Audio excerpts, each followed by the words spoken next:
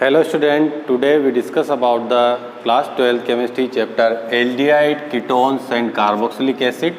और उसमें हम एल्डिहाइड कीटोन्स सबसे पहले देख रहे हैं और उसमें हमने प्रिपरेशंस, नोमेनक्लेचर और फिजिकल प्रॉपर्टीज़ के बारे में इससे पहले की क्लासेज में स्टडी की। आज हम बात करेंगे केमिकल प्रॉपर्टीज़ जो होती है एल्डिहाइड कीटोन्स में, वो क्या क्या होती है। उसमें सबसे फर्स्ट और जो उनकी बेसिक रिएक्शंस हैं वो है न्यूक्लियोफिलिक एडिशन रिएक्शन।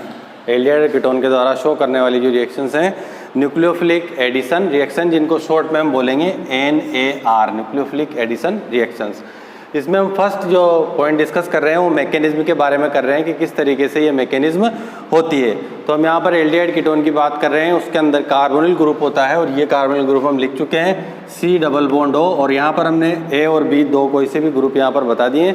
अगर दोनों टाइम हाइड्रोजन है दोनों जगह पे तो हम इसको बोलते हैं एल्डिहाइड। एक प्लेस पर R है और एक पे H है तो उसको भी एल्डिहाइड बोलते हैं, और दोनों तरफ अगर R है ग्रुप यहाँ पे एल्किल ग्रुप है तो इसको कीटोन बोलते हैं। यहाँ पर ये जो कार्बन है वो sp2 हाइब्रिडाइजेशन शो करता है, यानी प्लेनर होता है। CO बॉन्ड में अगर हम पोलैरिटी देखें तो ऑक्सीजन की इलेक्ट्रोनेगेटिविटी ज़्यादा होने के कारण ये दोनों इलेक्ट्रॉन ऑक्सीजन के पास चले जाएंगे, ऑक्सीजन पे नेगेटिव आ जाएगा और कार्बन पे पॉजिटिव आ जाएगा। तो ये जो न्यूक्लियोफाइल हम ले रहे हैं ये न्यूक्लियोफाइल किस पे अटैक करेगा, इस कार्बन पे आकर अटैच हो जाएगा। और ये फर्स्ट स्टेप स्लो स्टेप होगा, ये फर्स्ट स्टेप है स्लो स्टेप होगा, यानी कि न्यूक्लियोफाइल का अटैक इसमें हो जाएगा। और जब न्यूक्लियोफाइल का अटैक होगा तो यहाँ पर दो वैलेंसी के सिंगल बॉन्ड हमारे पास है। एक सिंगल बॉन्ड O माइनस वाला होगा, ये वाला जिसमें ऑक्सीजन पे नेगेटिव आया था, और यहाँ सिंगल बॉन्ड क्रिएट हो गया था और एक बॉन्ड और आ जाएगा, यानी कार्बन पे 4 बॉन्ड्स यहाँ पर हो जाएंगे। और अब की बार जो कार्बन पे हाइब्रिडाइजेशन हो जाएगा इसमें इंटरमीडिएट में वो sp3 हाइब्रिडाइजेशन हो जाएगा। ये जो कार्बन है उस पर sp3 हाइब्रिडाइजेशन है, यानी कि ये टेट्राहेड्रल शेप शो करेगा, इसलिए हमने इसको बोला है टेट्राहेड्रल इंटरमीडिएट।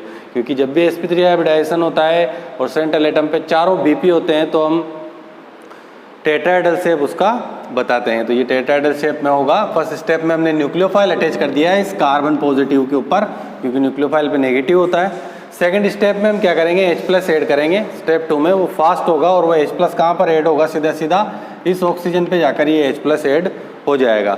दैट इज ये OH हो जाएगा। यहाँ पे न्यूक्लियोफाइल वैसा का वैसा है, A और B ग्रुप वैसे के वैसे, यानी बीच में बाद लास्ट में हमें एडिशन प्रोडक्ट मिलेगा। तो ये हमने एक मैकेनिज्म देखी सिंपल तरीके से कि किस तरीके से न्यूक्लियोफाइल जो है कार्बोनिल ग्रुप पे अटैच करके टेट्राहेड्रल इंटरमीडिएट बनाते हुए लास्ट में एडिशन प्रोडक्ट बनाता है। अब हम रिएक्टिविटी की बात कर लेते हैं कि रिएक्टिविटी किस तरह से होती है। तो aldehydes and ketones, aldehydes are generally more reactive than ketones in nucleophilic addition reaction, यानी कि जो एल्डिहाइड्स होते हैं वो मोर रिएक्टिव होते हैं कीटोन के कंपैरिजन में। किसके लिए, न्यूक्लियोफिलिक एडिशन रिएक्शंस के लिए। इसके रीजन्स क्या क्या हैं, steric hindrance and electronic reason. दो तरह के रीजन इसके हैं, due to steric hindrance and electronic reasons. ये दो रीजन है जिसके कारण जो एल्डिहाइड्स होते हैं वो मोर रिएक्टिव होते हैं than ketones towards nucleophilic addition reactions. अब स्टेरिक हिंड्रेंस क्या होता है, अगर एल्डिहाइड कीटोन्स की बात करें तो हम बोल रहे हैं कि एल्डिहाइड में क्या होता है, इस तरीके से दो हाइड्रोजन होते हैं यहाँ पे दोनों वैलेंसी पे CO ग्रुप पे, कार्बोनिल ग्रुप पे। फिर हम कीटोन की बात करें तो दो वहाँ पर R ग्रुप होते हैं, दैट इज एल्किल ग्रुप होते हैं। तो ये जो एल्किल ग्रुप होते हैं ये बल्की नेचर के होते हैं कीटोन्स के अंदर, क्योंकि दो होंगे। एल्डिहाइड में या तो 0 होगा या फिर 1 होगा मैक्सिमम, जो इस CO से डायरेक्ट अटैच होगा। लेकिन कीटोन के अंदर दो दो एल्की ग्रुप होते हैं, बल्की ग्रुप हम इसको बोल सकते हैं।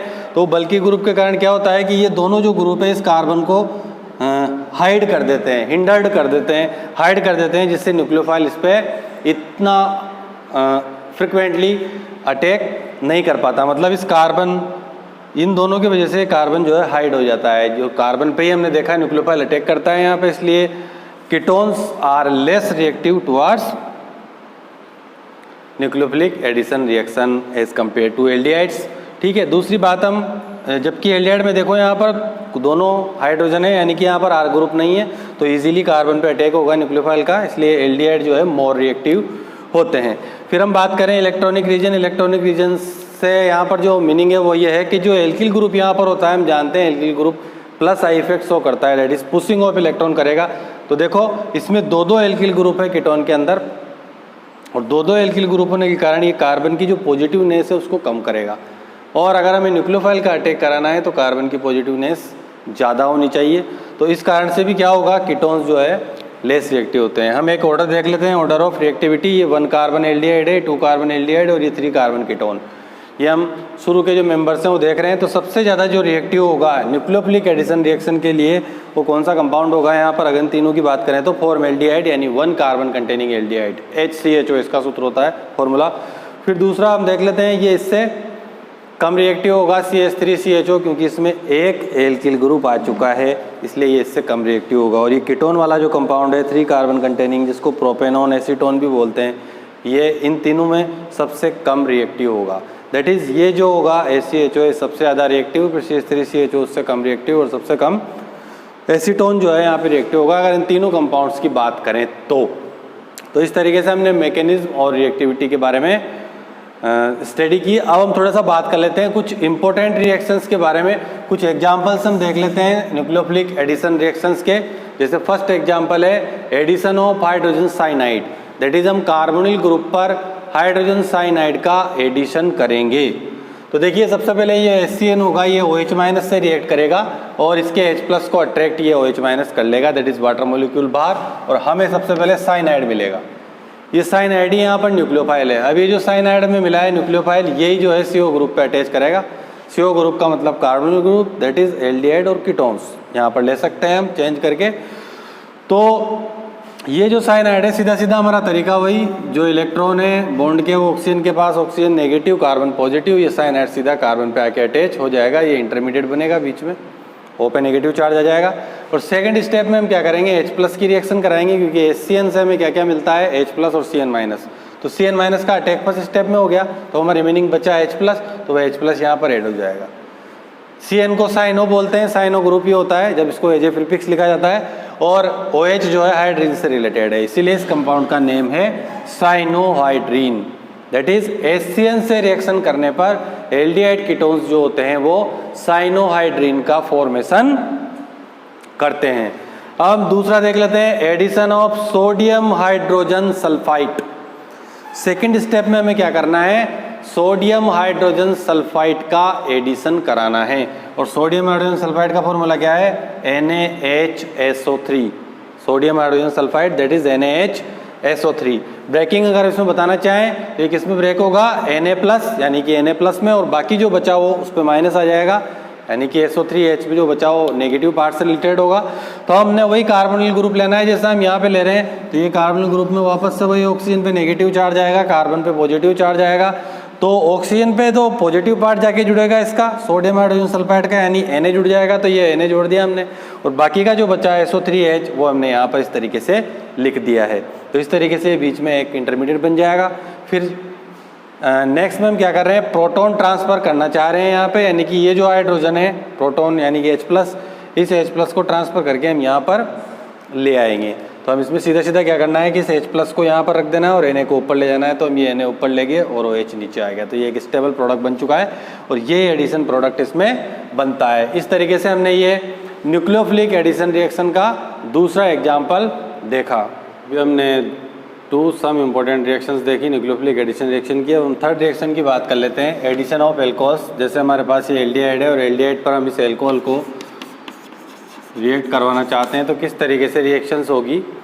तो इसमें हमें क्या करना है कि ऑक्सीजन पे नेगेटिव आएगा, कार्बन पे पॉजिटिव। यहाँ ROH में देखें तो H पे प्लस होगा, तो वो H+ सीधा इस ऑक्सीजन पे जाके अटैच हो जाएगा। दैट इज R और H वैसे के वैसे ही रहेंगे, इनको हमने बिल्कुल डिस्टर्ब नहीं किया है। कार्बन है, O पे नेगेटिव है, तो O पे ये जो H है ना इस O पे आके अटैच हो जाएगा, यानी OH हो जाएगा। और जो कार्बन है उस पर ये OR- आ जाएगा, ये जो OR- है ये पार्ट इसके आगे जुड़ जाएगा। इस तरह के कंपाउंड्स को हम हेमी एसिटेल बोलते हैं।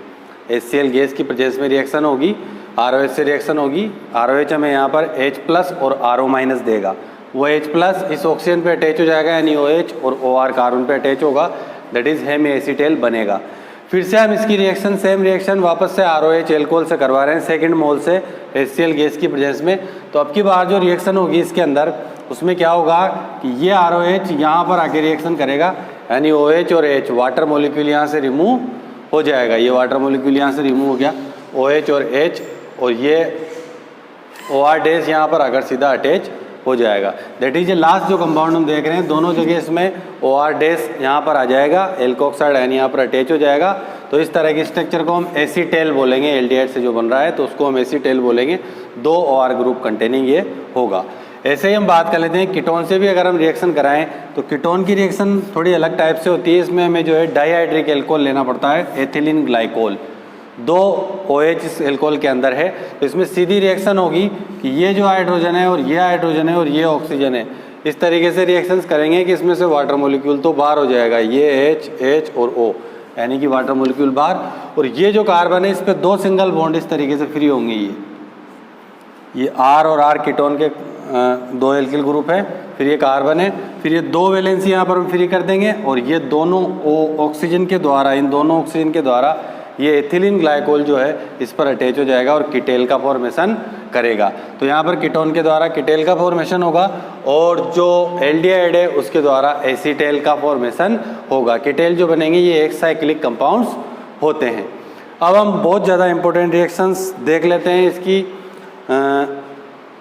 न्यूक्लियोफिलिक एडिशन रिएक्शन से रिलेटेड। जैसे कि ये लास्ट रिएक्शन है, बहुत ज़्यादा इंपॉर्टेंट है, एक क्वेश्चन यहाँ से आने की पूरी पॉसिबिलिटी रहती है। Addition of ammonia and its derivatives. Carbonyl group पे हम अमोनिया या उसके डेरिवेटिव्स की रिएक्शन कराएंगे।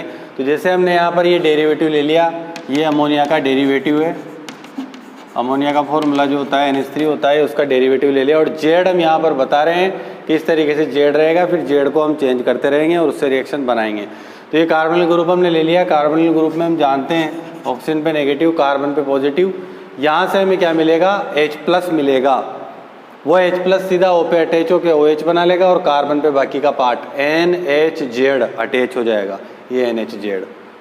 और लास्ट में इससे क्या होगा, वाटर मॉलिक्यूल रिमूव होगा और NZ हमें मिल जाएगा। यानी ओवरऑल हम ये कहना चाहें तो इस रिएक्शन में क्या हुआ है कि ये जो है H2O बाहर हो गया है। अब लास्ट प्रोडक्ट आप देखिए, H2O इसमें बाहर हो गया है और इस C डबल बॉन्ड NH सीधा जुड़ गया है यहाँ पे ये। तो इस तरीके से कार्बोनिल डेरिवेटिव हमें यहाँ पर मिला है और अब हम इस जेड को चेंज कर करके यहाँ पर अलग अलग तरह की रिएक्शंस बना सकते हैं, जिनको हम टेबल की फॉर्म में देखेंगे। तो देखिए, सबसे पहले अगर जेड की जगह हाइड्रोजन हो, सिंगल बॉन्ड हाइड्रोजन, यहाँ पर अगर हम हाइड्रोजन रख देते हैं तो ये कंपाउंड बन जाएगा NH3, यानी रिएजेंट नेम क्या हो जाएगा, अमोनिया, और फॉर्मूला होगा NH3। और जब ये NH3 इस कार्बोनिल ग्रुप से रिएक्शन करेगा तो H2O में बाहर करना है, तो ये जो H2 यहाँ से और O यहाँ से, यानी H2O बाहर, अब यहाँ क्या बचा, NH, वो सीधा इस पे अटैच हो जाएगा। दैट इज ये कंपाउंड बनेगा C double bond NH। Imine इसको हम बोलेंगे, इमीन कहलाते हैं इस तरह के कंपाउंड्स। फिर हम दूसरी बात करते हैं कि अगर हम इस जेड की जगह इसमें सिंगल बॉन्ड R ले लें, एल्किल ग्रुप ले लें, तो क्या कंपाउंड बनेगा, RNH2 बनेगा भाई, RNH2। और RNH2 को हम बोलते हैं एमीन। प्रोसेस हमारा वही रहेगा, हमें यहाँ से H2 लेना है और उधर से ऑक्सीजन लेना है, वाटर मॉलिक्यूल बाहर कर देना है और ये NR सीधा डबल बॉन्ड पे जुड़ जाएगा। तो ये जुड़ गया भाई C डबल बॉन्ड NR। अब जब ये ऐसा था, जब क्या था, इमीन था ये, अब इसमें से हाइड्रोजन हट के R आ गया तो हमने इसको बोल दिया सब्स्टिट्यूटेड इमीन। यानी ये जो कंपाउंड बना है कौन सा बना, सब्स्टिट्यूटेड इमीन। नेक्स्ट की बात कर लेते हैं, अगर हम OH ले लेते हैं जेड की जगह, यहाँ पर OH रख देते हैं, NH2OH बन जाएगा फॉर्मूला। है क्या फॉर्मूला बनेगा, NH2OH, जिसका नाम होगा हाइड्रोक्सिल एमीन। ये इसका नेम हो जाएगा हाइड्रोक्सिल एमीन।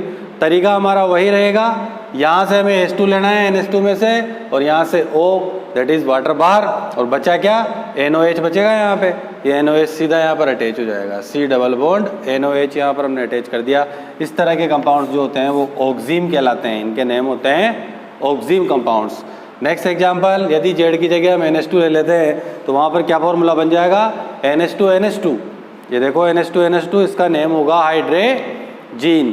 तरीका हमारा वही रहेगा, यहाँ से H2 और यहाँ से O, वाटर मॉलिक्यूल बाहर। अब ये क्या बचा, NH2 बचा।